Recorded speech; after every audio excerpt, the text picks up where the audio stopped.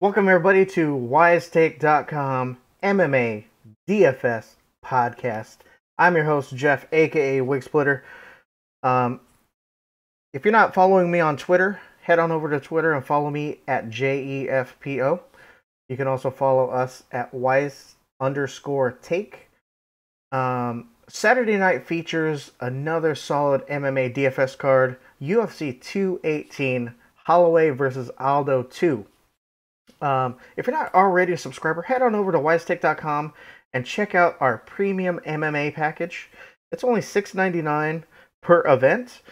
It has a premium article detailing my DraftKings lineup build strategy, as well as my fight breakdown and my fight picks for each fighter.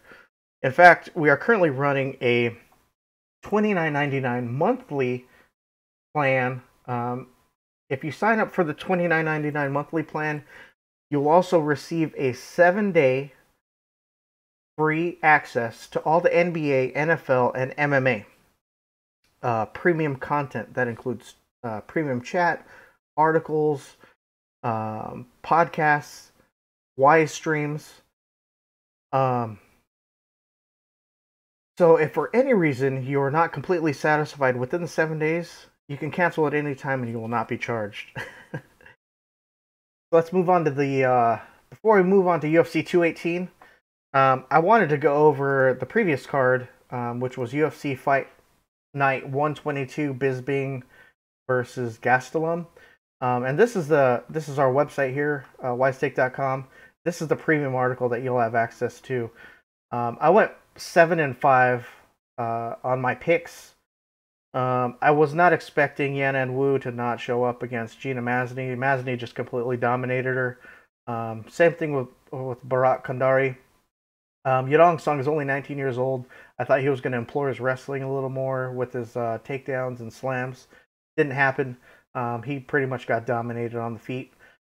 And then Kenan Song totally just thrashed Bobby Nash.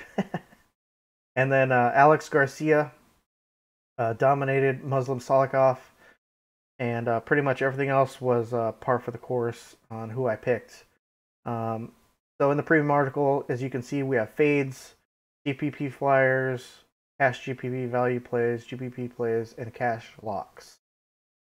Alright, so moving into UFC 218, the first fight we have on the card is Justin Willis going up against Alan Crowder. Both these guys, heavyweights. I think Willis has his salary on DraftKings is $8,800. He's a -210 favorite. Crowder is $7,400 salary. He's a +175 underdog. If I was to pick on who was to fight to win the fight, first look, I'm guessing Willis has the advantage. He has a solid jab. He's very athletic for his size, and he has good takedowns. Crowder, on the other hand, just from what it seems like he has cardio issues. He does have aggressive takedowns and solid ground and pound. But first look, I would say Justin Willis over Crowder. For DFS purposes, I think Willis has the advantage with the higher possible scoring. But we'll see how the lineup build goes. I usually like waiting to make my final decisions after weigh-ins on Friday. Just to see how people look after their weigh-ins, see if they're depleted or they just don't look themselves. With this fight being in the States, there's no real far travel concerns like there was in the previous one, flying into China. But moving on to the next fight, we have Jeremy Kimball going up against Dominic Reyes. Now, Reyes' salary is $9,400. I believe he's the highest salary on DraftKings. He's a -420 favorite. Kimball is $6,800 salary. He's a +335. Kimball, honestly, to me, He's more of a middleweight with a weight cutting issue, fighting at light heavyweight. Um, if you've seen him in what was it, Bellator, where he did the Donkey Kong knockout, the double fist knockout. I can't remember who his opponent was, but it was pretty funny where he punched him in the stomach and then just double punched him in the face for the KO. I think he has deceptive power. He's more of a brawler. He's coming off of a quick KO victory in his last fight. I think it was like a little over or a little under 2 minutes, something like that. But Dominic Reyes is a very athletic, powerful striker coming off a 29-second KO in his debut. Both these guys have power. Reyes is going to be the bigger guy. He's probably going to be the more athletic. Reyes' salary is $9,400. I think I said that before. He's a minus 420 favorite according to Vegas.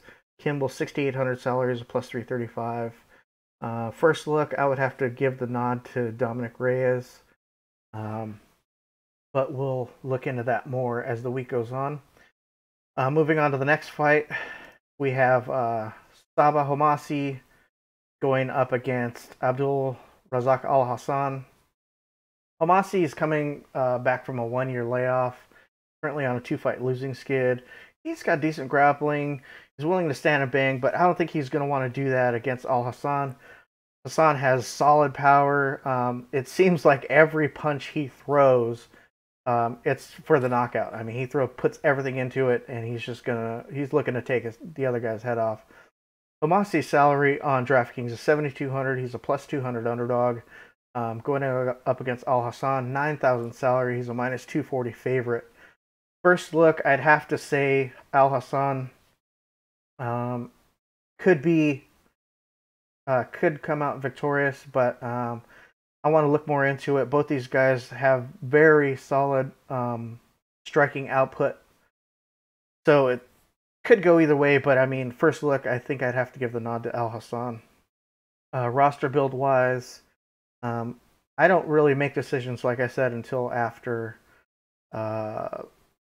weigh-ins, but I could see putting Al Hassan in. Moving on to the next fight, we have Amanda Cooper going up against Angela Magana. Magana is one of those fighters where it just seems like she's just not very good, but I don't know. This is fighting. Anything could happen. Amanda Cooper, excuse me, seems to have stunted as an MMA fighter. She hasn't really grown too much. She has average striking, average grappling. She does have above average striking at 3.49 significant strikes per minute, and a little over 1 takedown per fight. I think if the takedowns go to the floor, I think it's going to be a position battle. If Magana could get lucky and secure submission, it'd be a pretty high upset according to Vegas. Cooper's salary is $9,100, minus 420 favorite, and Magana is $7,100 salary, plus 335 underdog. Magana talks a lot of stuff on on social media. If you follow her on Twitter or Instagram, she's talking a lot of game about knocking Cooper out. So it's going to be interesting how this fight leads up. But first look, I'm leading more towards Cooper. Okay, moving on to the prelims. The first fight on the prelims, we have Felicia Herrig going up against Courtney Casey. This is actually a pretty intriguing fight. Courtney Casey salary on DraftKings is $7,900 plus 130 underdog, going up against Herrig, $8,300 salary, a minus 150 favorite. Herrig has been improving immensely over her last few fights. Her striking looks crisper. Her grappling looks solid. She moves for transitions into submissions and ground and pound. Casey, on the other hand, is a very strong, gritty, high volume striker. I mean, she almost averages 4.5 strikes per minute. Has decent takedowns, but Herrig has decent takedown defense. Casey's takedown defense is below average, so it could come down to who takes who down, or if the fight stays standing.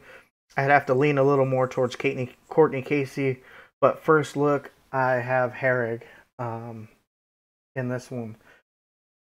Fight wise or lineup build wise, this could be a total slugfest, and both fighters could put up a decent amount of points. Probably the winner getting anywhere between 90 and 105. It's probably going to go to decision. But I'd lean more towards Herrig in this one. Now moving on to the next fight, we have David Timur going up against Drucker Close. Timur is a high volume striker. I mean, averaging over 5.5 strikes per minute. 1.5 takedowns per fight. He has very good takedown defense. Close, on the other hand, is a gritty, calculated striker with heavy leg kicks. He has aggressive takedowns. He's still developing as a striker. Timur's salary is $8,400 on DraftKings. He's -175 favorite according to Vegas. Close's salary is $7,800, and he's a +155 underdog. This is a pick'em. I haven't really decided on who I think is going to win yet. I think it's going to be a close fight. If I had to pick, I would have to pick. I'm leaning a little more towards Timur. Salary wise, they're both pretty even. I'd have to see how more research goes on building a roster and how the roster build goes, but I could see taking a flyer on one or two of these guys. Now, moving on to the next fight, we have Alex Cowboy Oliveira going up against Yancy Medeiros. This is I'm actually looking forward to this fight of most of the fights. This is actually a pretty interesting fight to me. Both these guys are very aggressive. Alex Oliveira is 8,900 salary, is a -210 favorite. Going up against Medeiros, his 7,300 salary, +175 underdog. Oliveira, very aggressive, move forward. He has above average striking. He's got good power. He's got 11 KO/TKO victories, and he has decent grappling with 4 submission victories. Now, Yancy Medeiros is a high volume striker with above average takedown defense. He has a couple submissions under his belt as well, so if it goes to the mat, he can hold his own. But he is a little chinny. He has been finished a little bit. First look, if I was having to pick a fighter right now, I would say Alex Oliveira. But plus his salary is a little high. I'm not sure if I'm going to be able to fit all these guys in that I like without having to take a huge punt on somebody. Medeiros is actually worth the GPP flyer just because of his skill set. I could see that happening. Now, moving on to the next fight, we have Charles Oliveira going up against Paul the Irish Dragon Felder. Oliveira is he's an interesting guy, man. He's taking this fight on short notice. He's filling in for Ally Quinta, who had to bow out due to injury. Oliveira, if you follow MMA, you know that this guy has weight cut issues. That's why he moved up to the 155-pound weight division. Hopefully, he can make the weight. I want to see how that happens. He has a knack for winning fights that he's not supposed to win. And I think this might be the case. Oliveira salary on DraftKings is $7,700. He's a +130 underdog, and Felder's 8,500 salary is a -150 favorite. Now, Felder, on the other hand, he had a very emotional fight with his father just passing, and he went out there and just put on a performance. I give him my hats off to that dude. But he's a gritty, explosive fighter with, he has decent grappling, average takedown defense. He's a little bit of a slow starter. He's probably going to want to keep the fight standing and just try to tattoo Oliveira, but this is a very intriguing fight. I want to see how Oliveira does with his weight cut. Um, but first look, I think I'm actually leaning a little more towards Oliveira by submission.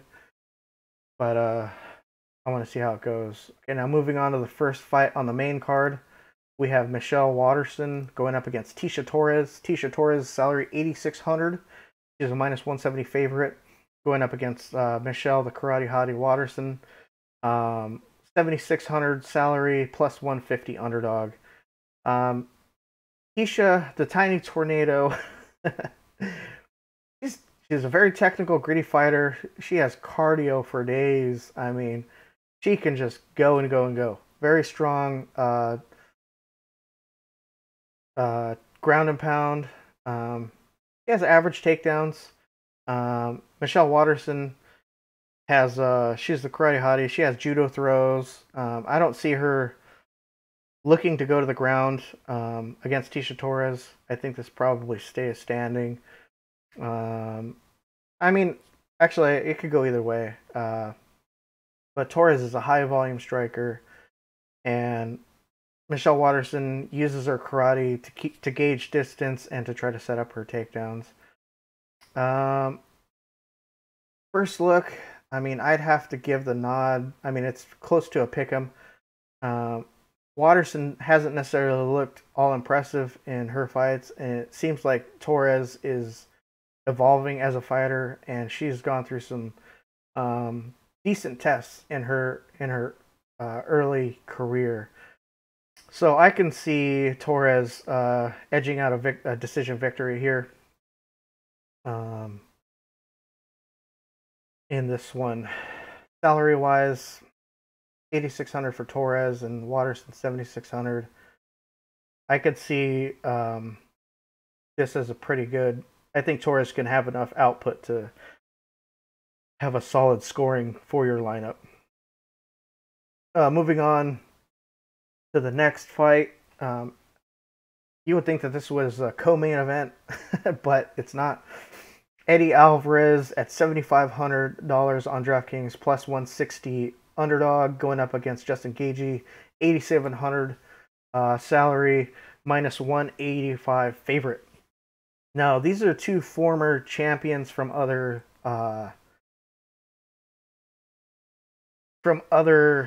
organizations. Alvarez from Bellator and Gaethje from World Series of Fighting. Alvarez is a gritty wrestler. He's a grappler. Crazy head kicks. He has solid striking. Very good power.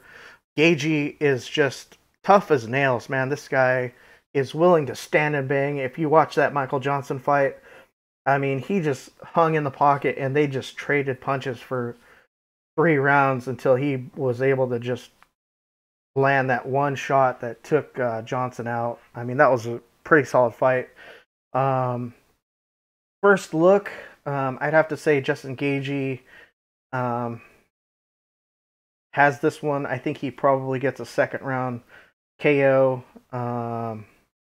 Just because what he'll do is probably kick Eddie Alvarez's legs out and then judge distance and then just stand and trade and bang. Because I think he'll probably be able to stuff Eddie Alvarez's takedowns.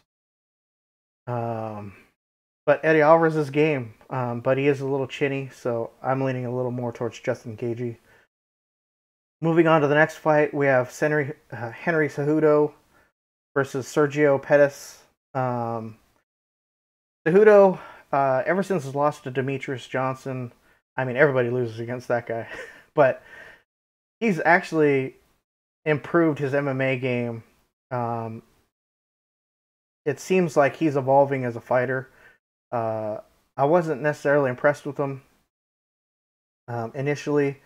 Seemed like he was pretty much a one-trick pony, coming in with his judo throws and his grappling. He's worked on his striking. Going up against Pettis, he's a very technical striker. Tends to gas. He didn't necessarily gas too bad against Brandon Moreno, But I think Cejudo uh, will just probably just implore his will on Sergio Pettis and probably take him down and finish him with ground and pound. That's what I'm leaning towards initially. Cejudo's salary is 9,200 and Pettis is 7,000. I don't see. I'm not sure how this one's going to go, but first look, I think Henry Cejudo. Um, but his salary is pretty high, especially for a roster build, DFS roster build. Now moving on to the next fight, co-main event. This is a very exciting fight. I've been a huge Alistair Overeem fan ever since K1 and the Pride days. He has fought in some insane battles throughout the years, and he's evolved as a fighter in general. He was pretty much a kickboxer, knock you out guy, and over his last few fights, he's turned into a technical striker where he has literally picked people apart. Very patient. He's been waiting as opposed to just rushing in and trying to knock people out. Now, Ngannou, on the other hand, this kid is ridiculous. I mean, he just set the punching power record. I couldn't even tell you what the number was. I think it was like 100 something thousand or 10,000 something pounds of pressure or something like that, which is ridiculous. Ngannou's 5-0 in the UFC, and all of his opponents have been finished, whether it be by knockout, and he does have one submission. Very athletic for being a heavyweight. Alistair Overeem's salary is 7,100. He's a plus 205 underdog, and Ngannou's 9,100 salary is a minus 245 favorite. I like the Overeem for a GPP flyer for sure, especially at that price. I mean, you can't count him out, especially with his experience going up against a lesser experienced guy who hasn't necessarily been tested completely. Some of the talent that he has fought isn't necessarily the best, but he does have the one-hitter quitter power.